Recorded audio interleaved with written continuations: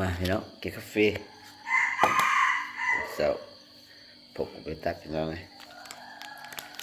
กาแฟตอนเช้าเมียจะไปเท่าเทียนมันเป็นคอเวบังเล็ดเห็นไหม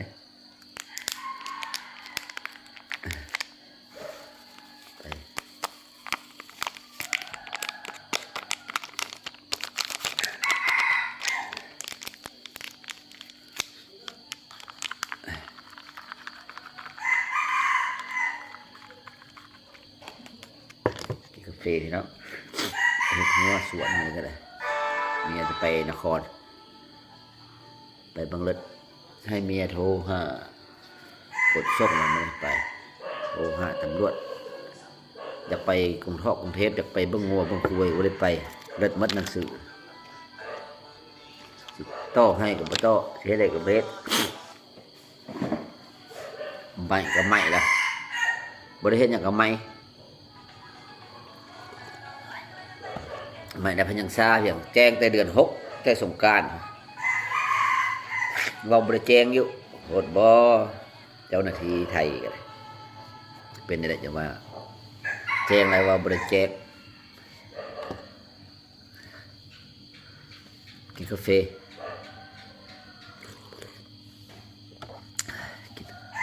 มาลงคลิปตอนเช้าพี่น้องบ่มีแนวลงเนาะ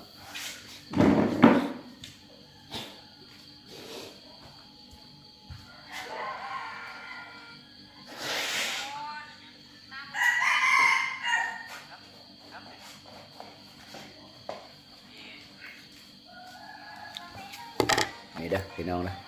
ภูมิใจคือแอดบริสอีกเลยเนาะเป็นอาหารเสริมรักษาสุขภาพกิน10 มื้อเป็นวัดพี่น้องนะ10 มื้อ20 มื้อบุขี้กินแบบนี้นี่มันเกิน2 ห่อขี้เลยพี่น้องเนาะตัวนี้กันพี่น้องไลออนมอตัวนี้มันช่วยดีกระเพาะกดไหลยอกไหลย้อนตัวนี้ในบริษัท